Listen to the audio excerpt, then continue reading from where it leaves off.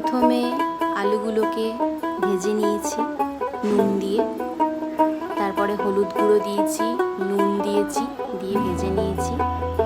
তারপরে কালো জিরে ফোড়ন দিয়েছি, তারপর পেঁয়াজটাকে ভেজে নিয়েছি, তারপর টমেটোটাকেও ভেজে নিয়েছি, একটু নুন দিয়েছি অল্প, তারপর পেঁয়াজ বাটা দিয়েছি, দিয়ে একটু ভেজে নিয়েছি। তারপরে হলুদ গুঁড়ো, লঙ্কার গুঁড়ো, জিরের গুঁড়ো, ধনের গুঁড়ো একটা জলের সাথে পেস্ট করে নিয়েছিলাম, সেটা দিলাম। তারপরে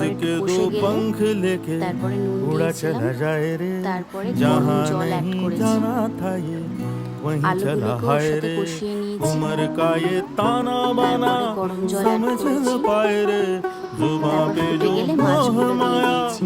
नमक लगाए रे के देखे न भाले न जाने न दाए रे পার্শে মাছের ঝাল দিশাহারা কেমন বোকা রেডি। মন